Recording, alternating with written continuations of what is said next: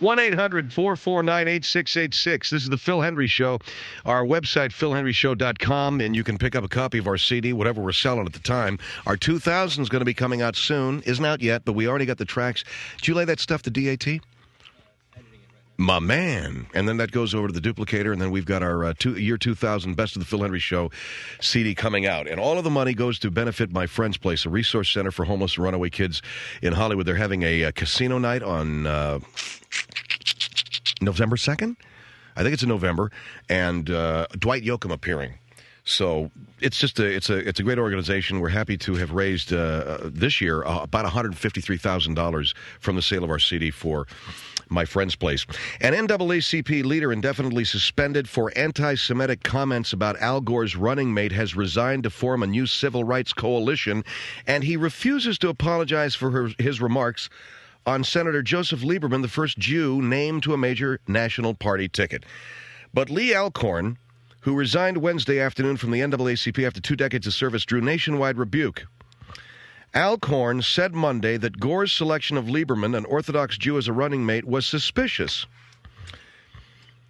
He said, basically, if we get a Jew person, then what I'm wondering is, what is this movement for?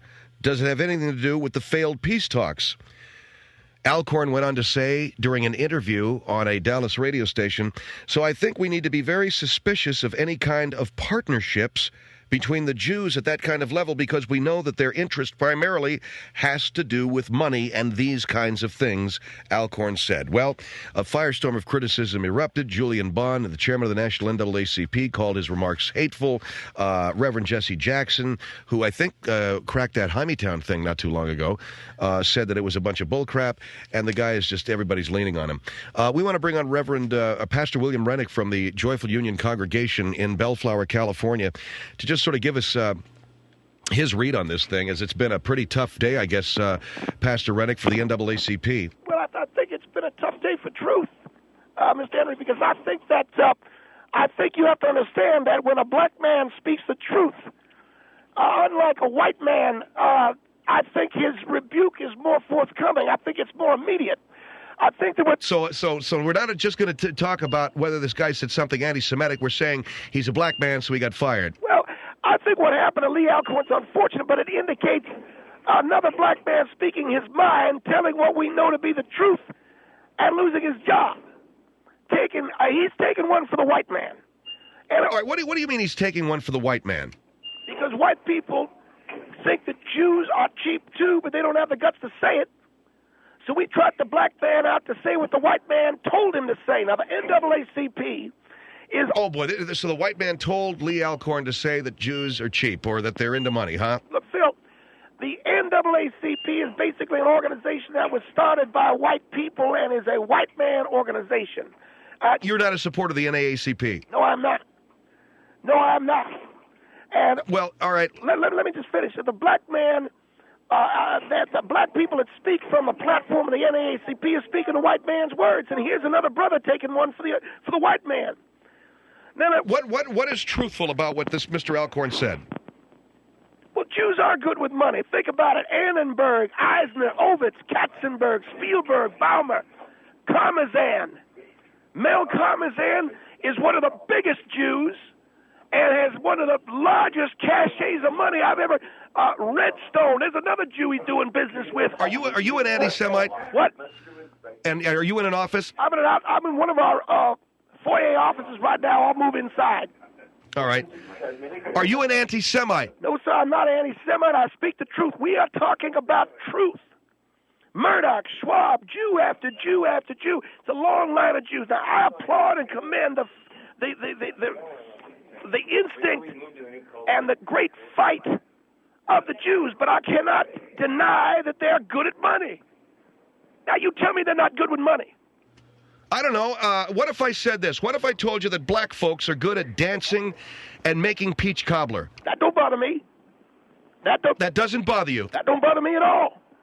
For once, a white man speaking the truth. I like the truth. I believe the biblical passage that the truth makes you free. We need more honesty. So if I told you that the only way I could win at hide and seek would be for you to give me a big moon-reflecting grin, That'd be true. That'd be the truth. That's right. So in other words, what you want to do is just put yourself down and... No, I believe in speaking the truth, and I don't think that what Lee Alcorn did was nothing more, Phil, than point out something that everybody thinks, including the white man, and that is Jews are good with money. Now, well, when you make what the point that I'm trying to make is that when you make a broad, far-reaching statement like that, when you are stereotyping, you're not taking people as individuals, okay? You take we're taking the Jewish people as a group. That's the truth. The fact is that black kids are better at hide and seek. No one has the courage to tell you that, and I believe the truth is the thing that ought to be spoken. Now, what do you mean black kids are better at hide and seek? Because that happens to be the facts. That's something every black child knows, and that's something every black parent knows. But nobody will talk about that. So you see, this is not something that is necessarily focused on the Jewish people of this country. It's not anything that's necessarily focused on a white man. This is something focused on all people. All people have to be truthful with each other and speak the truth. And that's why I say Lee Alcorn was wrongly dismissed by the NAACP for his comments. Well, he said, if you're saying speak the truth... That... Look, Phil, I've got a list here in front of me of the number one millionaires in America. And I'm looking at names like Ballmer, B-A-L-L-M-E-R. That's Jewish. I'm looking at Sumner Redstone. I'm looking at Charles Schwab. I'm looking at Pritzker, and I'm Harrison, and Ergen, and all these Jewish Carl Icahn, Bronfman. You trying to tell me these Jews aren't rich? I'm trying to tell you that it is wrong to stereotype across the board and say, just like I said, if I say to you that black folks dance good and make peach cobbler real good... That don't bother me. That doesn't bother you? Not at all. It's true. It's true. That's right. Well, I think it's a stereotype. Phil, it is a fact that black folks dance better than white folks. It's a fact we make a damn good peach cobbler. It's a fact that we deep fried chicken in peanut oil better than the white man does. It's a fact we probably got better barbecue. All that's true. It's also a fact that we invented many things like open heart surgery. It's a fact. Okay, so now you want to start talking about all the good things that black folks do. Why don't you start laundry listing all of the great things that Jewish people do, okay? I think they've done great things in banking. I think they've done great things in buying businesses. I think. Oh, so all of that stuff has to do with money, though. I mean, you are willing to go far-reaching into the experience of the African American and say, well, he's done these things positively, but every positive thing you say about Jewish people has to do with dough. Okay, it's a stereotype, right? And they make a damn good bagel. How about that? I mean, what do you want me to? Well, don't be silly. No, I'm not being silly. They make a good bagel. They lay that lox and cream cheese. What do you want me to say to you? You want me to lie to you is what you want me to do. You want me to lie, and you want me to perpetuate the lie. And you want me to continue to say, well, these things are not thought of, and these things are not said in private. Lee Alcorn said something everybody knows. Jewish people are good with money. And that, for me, is the most important thing. The truth. The truth. Even if it's some kind of a racist, bigoted, even if it's something that isn't the truth so much it is. It is not racist. It's not bigoted. You're talking to a black man who has been on the receiving end of that for a long time, Mr. Hendrie. It is the truth as I know it. Well, the truth as you know it may not be the truth that the rest of the world sees, and if this guy's view is... Well, are we all supposed to be lockstep? No, but if his view is so out of kilter from the rest of the world, then maybe he shouldn't be involved in an organization like the NAACP. Now, let me... Well, that's interesting, a white man giving advice on the NAACP, Phil. Well, okay, because it's a front organization for my people anyway, so... You said it. No, you said it first.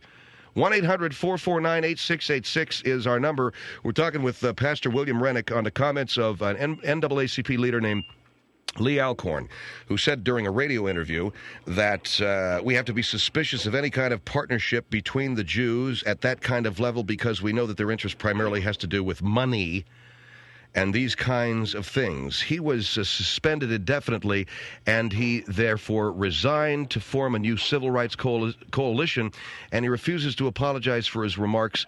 And these remarks, by the way, were made about Senator Joseph Lieberman, who is running as the running mate of Al Gore. And just so I'm clear, If I played hide and seek with you and you grinned and it reflected the moon, man, it would light the whole room up. That's right.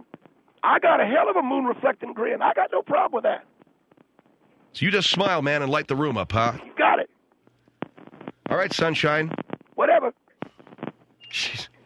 1-800-449-8686 with Pastor William Rennick. This is Phil Hendrie on the Phil Hendrie Show.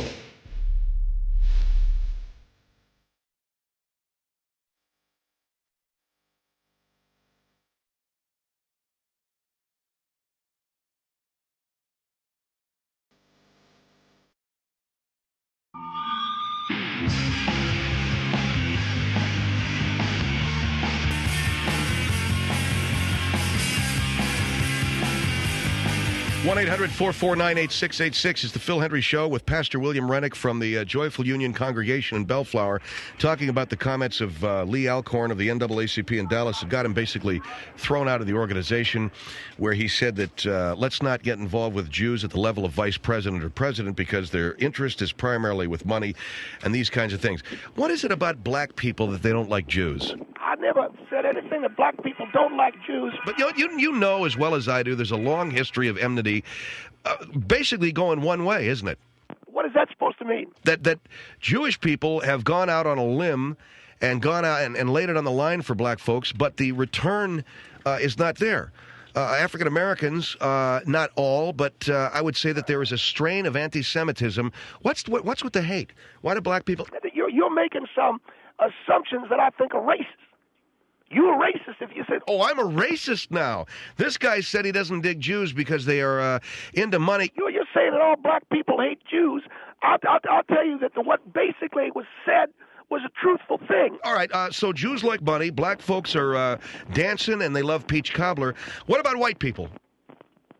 I would say that white people have got just as many proclivities for certain things. How about how we all live in trailers? Live in trailers, you beat your wives, you abuse diet pills. We live in trailers, we beat our wives and abuse what? Diet pills, amphetamines. That's the attitude that most black folks have got about white people, and most Jews too. So Jews see Gentiles as wife beaters and diet pill abusers? Basically, yeah. Okay, 1-800-449-8686. So what are we doing? We're going to start calling each other names? No, we're not calling each other names, Mr. Henry. What we are doing is indulging in the truth, which is a refreshing fountain to drink from. And I will tell you that when Moses led the people out of the desert. All right, I need it. Now, hold on. When Moses led his people out of the desert and found them something to drink, he led them to a refreshing fountain of water, which is the truth. White people abusing diet pills, black folks making peach cobbler, or Jews saving all their money, that's all part of life. I'm all right with that. All right, here is San Antonio on the Phil Hendrie Show. Hello. Hello. Yes, sir. I disagree with the pastor and where he's coming from, because that's not the view of... You a black man? Yes, I am. I'm an African American. Right, I'm a black man. You know that what I'm saying primarily is an honest view. No, that's just your view. That's not... And you don't represent all African Americans in the United States of America. Brother, you know that the Jew has always represented money to black people. Well, I mean, the Jewish people, the stereotype has represented money to a lot of people. Okay? I'm talking to the brother right now. I'm not talking to you. No, it's not you're talking about a stereotype.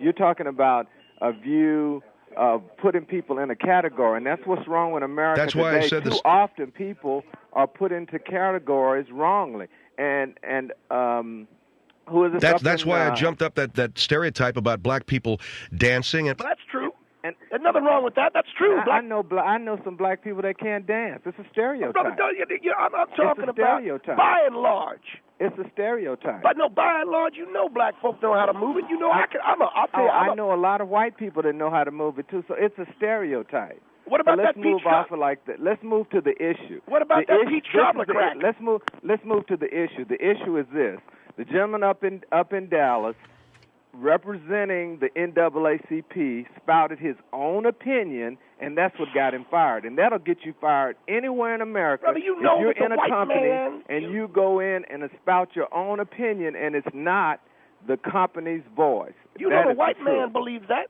That's the truth. But you know the white man believes That's that. the You know truth. that. You know that all people believe the Jew is good with money.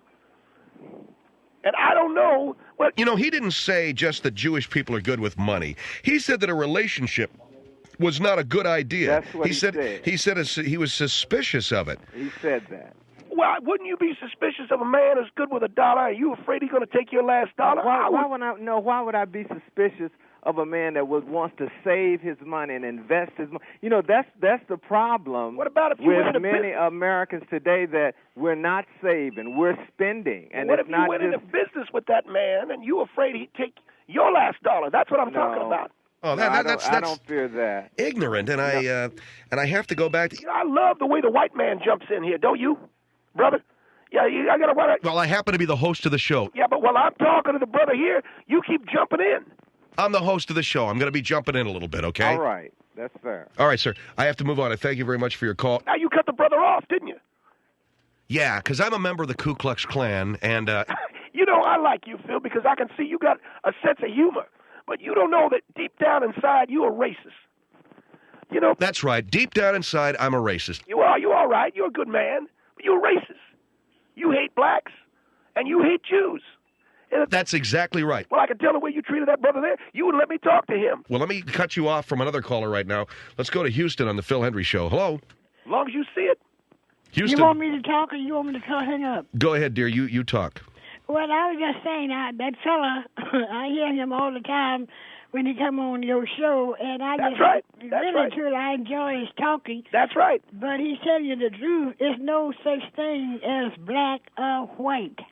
So What what are we you have talking to about? do, let's go by nations and races. Well, That's you what know, the Jewish the people, Bible. all the Jewish people want to save money. Well, you know what? That's And what you ain't they- never saved a nickel. Let the Jews save money, because the more they save, the better job I have. What, now look at that. All you want to do is wipe down the floor of a Jew. I don't have to. I'm a chauffeur. Are you a chauffeur? Uh-huh. How old are you? 56? Holy gee. You run into a freeway bridge abutment or anything? But, honey, I have chauffeur license. Now, wait a second. You driving a Jewish man around. You I drive drive any, the whole family. you drive any brothers and sisters? The whole family. No, do you drive the brothers? You drive any black people around in that chauffeur? I don't look at black people because I don't pay that no mind. I'm driving who I work for. You working for a Jewish family? I better know it. They tip you? I beg your pardon? Do they tip? Oh, child, you'd be surprised when you see my house. What you doing? You what do you mean seeing your house? You ain't copping no furniture and taking it home with you, are you? I have a beautiful place that they have furnished for me, and I've been with them over 25 years. So you like your employers, ma'am? Is that? Oh, love them. And do you see them? Well, I'm working for a Jew. You go every day. Do you go to your job? Do you say I'm working for Jewish people? No, I don't have to. Well, I you never what say- is that? I never That's my use car that alarm. word. I never say I'm working for Jewish people. I say I'm working for people. Well, you got to start looking at the people you working for, because you don't know one day they're going to leave you high and dry. They might start. They got me already. I'm already fixed. They got me fixed for life. Well, I'll tell you. You know something? I keep talking to you. I'm going to quit my job and move down to Houston with you. Oh, come on down. Come I'll on welcome down. you down here. You want to hear some preaching down there? Huh? You want to hear some preaching? I'll tell you. I'll give you the Bible real good. I'll give you the gospel real good. Well, honey, I have a Bible open right here on the 23rd Psalm. You go to church now. What church you go to, sister? I go to Lincoln Park Baptist Church. Praise God. I'd come down to Houston. I'll lay a gospel pill on you. I don't take pills. Well, I don't either. I take a gospel pill every day. I take one gospel pill every day. Well, I read my Bible every morning before I go to work, 121 Psalms. Praise Jesus. I read that and say my prayers because the Bible said when you pray, you're supposed to stand and pray. Oh, yeah. You don't kneel and pray. You stand up and pray. Wow. Evening and morning and night. Yeah. Then when you get something happens, that's when you go down on your knees. All right. Understand? Yeah, I got you now. All right. You keep working for them Jews, and I'll try to make me some money out here. Well, Okay. good. Thank you for your call, ma'am. 1-800-449-86.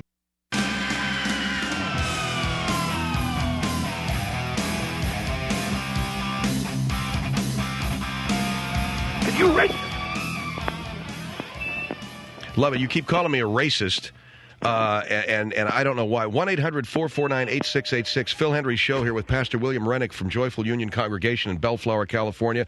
We're discussing Lee Alcorn, the NAACP member from Dallas, who was essentially thrown out of the organization. He was indefinitely suspended, but he resigned after making comments about Jewish people, saying their interest is primarily in money and we should be suspicious of relationships with Jews because of that.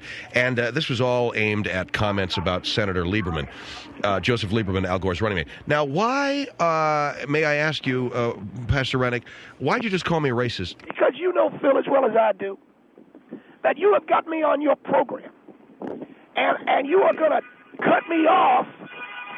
And you are going to... Will you turn that car alarm off? Eddie, go and get my car alarm, will you? You are going to cut me off and not let me go into another hour with you. So you want to limit the black man. I've had you on for 35 minutes. But you're not going to put me on next hour, are you? No, sir, I'm not. I'm doing something else. So you're a racist because you won't let me talk for 2 straight hours. And the black man is always being told to shut up. Always being told that he ain't got enough time to talk. Always being told, get off the soapbox, boy, and let a white man get up there and start reading the riot act. I'm getting sick of it. And I demand that you let me talk for the next hour. I demand you let me host your show. Well, it's not going to happen. Well, I demand it. Well, you can demand all you want. It's not going to happen. You're not going to talk for another hour. We can take phone calls. We can discuss this. You're a racist. I'm a racist because I won't let you host my show. Unless you resign and let me take over your show, you're racist. Why? Because of all of the sins and crimes committed against the black man, the white man's got to start to pay for it, starting with your job. Well, it's not going to happen, Reverend. We can take another phone call. I'll talk to people. But it's not going to happen. I will not quit my job. Santa Rosa on the Phil Hendrie Show. Hello. Hi. Yes. 19 years old. Not only am I white, I'm also Jewish. And But you think Mr. Henry's a racist? No, I do not. I do not think Mr. Henry is a racist. I think that you not only are ignorant, but you should not be preaching this type of foolishness to your congregation. I'm not preaching on foolishness. I'm saying that the black man should be allowed to speak truth the way the white man speaks truth. You know what? If he tells me to get off the air, why is he being racist against Jewish people because he's telling me to get off the air? I bet Big deal. You're black. You're Jewish, right? You're 19. You must be a millionaire by now. I must be a millionaire. Yeah, how much I'm money? Working right now. I'm trying to make a living just like everyone else. I make $8 an hour. I bet you're saving your $8. That's a hot one. That's a hot one? The kid, what do you do, sir? What do you do for a living? Well, I'm a student, but I deliver medicine for a pharmacy. I bet you got your money socked away. You know them deep pockets and short arms, right? No, not really. All right. Not really. All right. You know what the thing is that just bothers me is that blacks and Jews are very similar because the Jewish people have been oppressed for thousands of years. They have been enslaved way longer than your people ever were. They've been taken from their homes just the same. And somehow, we got these opportunities that you guys never got. And I don't understand. And you know why? Because you're a white man. Because I'm white? Yeah, because you can get all in a business and sit down and talk all that slick talk, putting on a three-piece suit, and sitting on the beach and talking all them Hollywood movie stars. A black man sit on the beach, they want to pick him up with an ash can collector. They'll throw me in a garbage can till they realize I ain't a hefty bag. I'm a man. Well, that's all I'm saying. I just wanted to voice my opinion. But all right, well, I think I don't know what your problem is, Pastor, but you do sound extremely angry. You sound very much like this is hurting you. Am I right or am I wrong, kid? You're Jewish, right? Yeah. You got money? No. Come on. My family has money. Yeah, my family has money. There it is. But you know what? I knew somewhere there had to be $1 in your background. And do you think that all my Jewish friends are rich? Do you think everyone is well off? And do you think that every black person is poor? Give me a break. Well, let me put it in the terms of your people. What? Let me put it in the terms of your people. I make a nice $1. Huh? Is that the way the Jews say it? I make a nice $1. Boy, you are a racist, wow. anti-Semitic. Wow. Oh, come on, I'm screwing around. But I bet they make a nice $1. Phil, I can't believe that he's calling you a racist because he is way more racist than any other. No, but Mr. Henry's going to take me off the air. Anyone? Mr. Henry's going to take me off the air and not give me another hour. I want another hour on his show. You're not getting another hour. I make a nice $1. Hey, how about this one? Man, I sure want some corn pone and black-eyed peas. That's good. I like that. You like that? Yeah, I do. You know That's what? exactly how my people talk. So Why we can is sit. it? Oh man. What? Oh. Yeah, that's it. You know, I've never called into any radio show before, but Bull crap. I just couldn't I bet understand you how have. unbelievably ridiculous. I you bet are. you got the first dollar you ever made. What's that? Never mind. Say Oh, it. right. Say it. No, I don't want to say it. Say it. I heard what you said. Say it. I just said I bet you. What did you say? I said I bet you got the first dollar you ever made. But I don't understand what you mean by that. All right. Well, thank you for calling, sir. Thank you. And you're not staying on. You a racist. Yeah, I know. I'm a racist because I'm not giving you another hour. Here is Mayo, Florida on the Phil Hendrie Show. Hello. Hello. Yes, sir. How are y'all doing today? Go ahead, sir. The pastor there, if he is a pastor. I'm a pastor, Joyful Union Congregation in Bellflower, California. Okay, I'm impressed. And I witnessed the Word of God. Okay, I don't know how you got your license. It might have been mail order. I'm not sure. But now, Well, now, brother, I didn't say anything about you. you don't know the Bible, I don't think, as well as you do, because your emphasis is more on the races and the cultures of people instead of what you need to be talking Now, about. you a white man calling me from Florida. You and I both know what you represent. No, you do not. You down there in gator bait country. That's well. Ain't that right? I'm actually a Seminole. You're an Indian? No, but I am a Florida State Seminole. Well, isn't that funny? Okay. Well, anyway, I You know got what? it. if you But would what let are we me, talking about here? We're just talking about these Jews got the first dollar they ever put their hands on. What's wrong with that? That's and all right. them white people drinking all that codeine and stealing cars and beating their wives. All Going right, Yeah, going right along with all the black folks that eat peach cobbler and tap dance. right, and light up the sky with a smile. What's You know- wrong with that? I'd like to say something if you will just stop and give me a break. But what have I said that isn't true? Just what I said right there about white folks. Well, the first thing you said that I heard on the radio driving down this lonely road is that Mr. Phil there was a racist, and Right. most of the people that I have met of your culture are racist themselves. There we go. Now the sheet's coming on. No, Here comes the hood. no. Next thing will be the hood. Then we won't be able to see your face. I don't believe. Well, that car phone. Turn the car alarm off. I do not believe in any kind of clubs like the KKK or the NAACP. Oh, okay, this phone call's not going anywhere. Did you have a point you wanted to make, sir? We got to move along, okay? The only thing I wanted to say was Okay. he is wrong. You a in his- racist. Yeah, we got that. Go ahead. He's wrong about... Jesus. All right, see you later.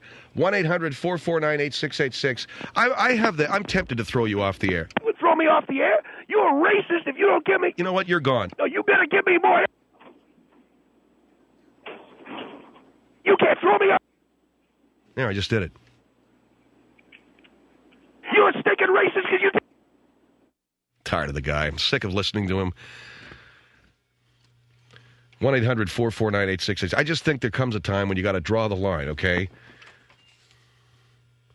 You can't be talking to people. You can't be saying another hour. Saying that they're racist because they won't give you another hour of their airtime. He's nuts. He's a kook. He's a whack job. But there is that very strong, very, very strong element of anti-Semitism everywhere. White folks, black folks. One of the reasons is that black people, I guess it's noticed more because, well, they're black, and I guess they're not supposed to hate anybody. You're a racist and everything. Okay, I got to go because I want to go kill me a pastor. 1-800-449-8686.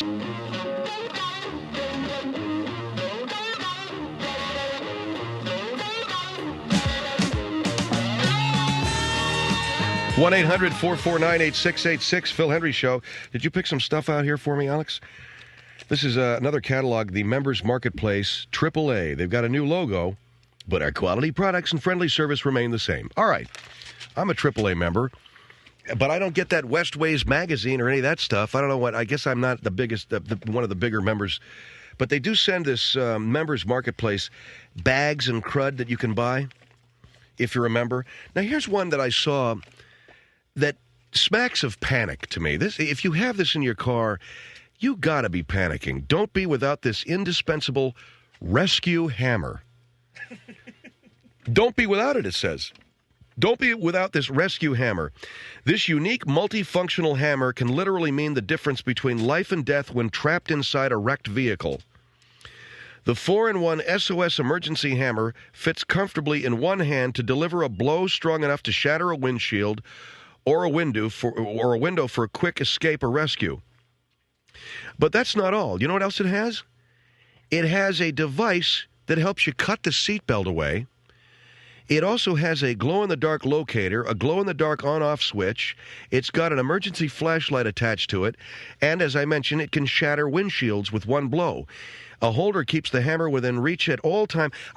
Personally, I'm not complaining, but if I got into a guy's car and he had one of those bolted to the door, I'd just say, let's talk about what's wrong with your life. Did you ever used to get into cars when you were a kid, like your friend had a hot car and he had a fire extinguisher mounted in the car? Like guys that just got done chairing their car out or something, and the creme de la creme, the cherry on top of the whipped cream, they put a fire extinguisher on the door in case they get into a high-speed crash and need to put some flames out under the hood or whatever, or if you're trapped and you're burning alive. But a guy with a seatbelt cutter. First, you got to get a seatbelt, then you got to get something that'll cut it off of you. According to Craig Taylor, he had one in his Bug, same color as the car, and it saved your engine, the fire extinguisher. Bull crap. Why'd your engine catch on fire on Ventura Boulevard? The guy's Volkswagen. The gas line was so old on his Volkswagen engine that the gas started dripping. A fire erupted in the engine compartment, and that fire extinguisher. Here's a little tip for you. Take the car in for regular servicing and have all the freaking hoses replaced. There you go.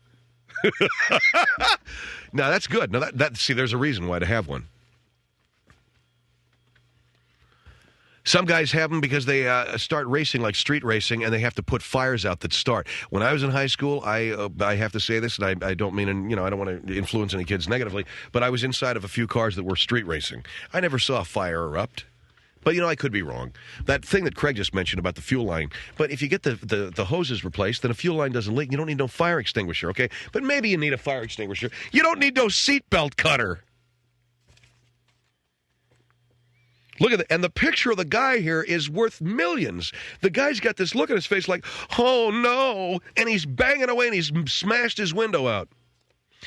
Now, why would you want to get out of if you're trapped inside your car, during a fire or something, you smash it, get out. Like, what if you're underwater, though? If you crack that window, doesn't the water come rushing in and you're drowned? Okay.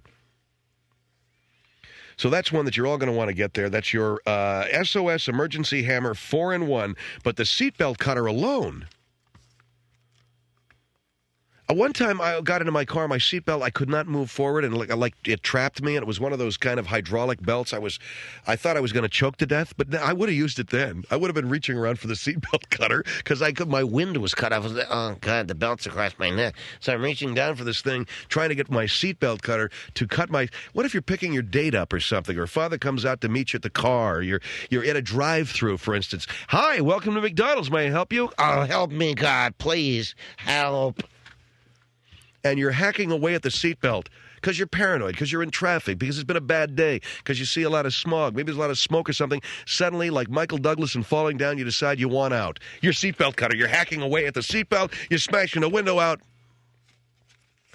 Screw it. All right, so there's the seatbelt cutter. You got to have one of those. What else we got here? I like the way your magazine came to be, by the way, AAA. It was upside down. Part of it's upside down. Was there anything else in here, Alex, that you found? Okay, this is from our membership catalog. Here's one that you'll really enjoy. Stay alert. Doze Alert helps protect you from falling asleep at the wheel with a beeping alarm that sounds if your head drops forward as you're driving. Compact size, fits comfortably over your ear, uses a one-button cell battery. This thing sits over your ear. So if you see a guy like 2 o'clock in the morning, you're getting out at a Shell station to get coffee, and some guy's bopping in for an extra large, and he's got that thing over his ear, he's driving a long way? That sounds like a pretty sensible thing to have, actually. So you sit that over your... You ever woken up and your car is halfway across the center divider? I have. Have you ever awakened and your car is already in a river? One time I was driving home, and it was so foggy, I turned the wrong side of a street sign or something. I went nose first into a ditch. This was in Florida, where they got a lot of ditches. And I crawled out of the car, and this is how drunk I was. I was very young. I was like 21 or 22. I was so drunk, I tried pushing my car out of the ditch, and it was in nose first. Probably standing at about, I'd say, an 80-degree, 90-degree angle. 90-degree, I just straight up, I'm trying to push it out. And the cops had to come and, bail me out. And you want to know something? That cop never breathalyzed me? I don't know. I'm just stupid. Lucky stupid, I guess. Okay, here is one that we all need, and this is called Smooth Out Facial Wrinkles with the Magnetic Beauty Mask. This dude looks like Jason, man, and you go to bed wearing this thing. Just 30 minutes a day, tones muscles, relieves tension, and relaxes wrinkles with nature's magnetic power. 19 strategically positioned magnets in this comfortable, reusable facial mask focus on pressure points to also help relieve headaches, sinus problems, and irritated eyes. This is the new Magnetic Beauty Mask, smooths out facial wrinkles. There ain't no such thing. But you go to bed wearing this thing, you wake up in the middle of the night with that magnetic mask thing, and also with those gloves that softens your hands, you're going to look like, you really look good. You're going to look like Frankenstein's freaking daughter with the facial mask. Suppress your urge to splurge. An attractive magnetic earring provides gentle pressure at acupressure points on your earlobes, known to help reduce food cravings. You can get earrings that squeeze your earlobes so tight you're not hungry. The one that I liked was from yesterday, where you put the, what is that crap? It's gum that you chew, so it makes everything you taste like crap. So that even if you go and get that 7-layer chocolate cake, it's going to taste like dog dung or something. And why, you got the gum in your mouth, why would you even chance eating the cake? I know it's going to taste like crap. Why are you eating it? I don't know. It looked delicious. And that is from our AAA catalog on various things that you can have while driving and while, traveling across the country. The other one here that I wanted to mention is protect wildlife and your car. No one wants to hit an animal, and hitting a large one can be downright dangerous. These tiny animal warning signals mount right on the front of your car. So you're going to drive around with these two air horns on the front of your car. If an animal is in front of you, just hit this thing and it scares them off. This is for people that live where? In the Upper Peninsula of Michigan? If you live in Marquette, Michigan, you need that. Okay, well, good stuff, man. How much of this crap does Mom want for Christmas? You circle everything for her? Oh, she wants the ear thing, too? Great. All right. 1-800-449-8686, The Phil Hendrie Show. Don't forget our website, philhendrieshow.com. We've raised $153,000 for our for My Friend's Place, a resource center for homeless and runaway kids in Hollywood, and we're about to embark on our Year 2000 CD from The Phil Hendrie Show, so we'll keep you updated on that. If you'd like to check out the CD and purchase it, philhendrieshow.com. We got a link to My Friend's Place, and they'll tell you more.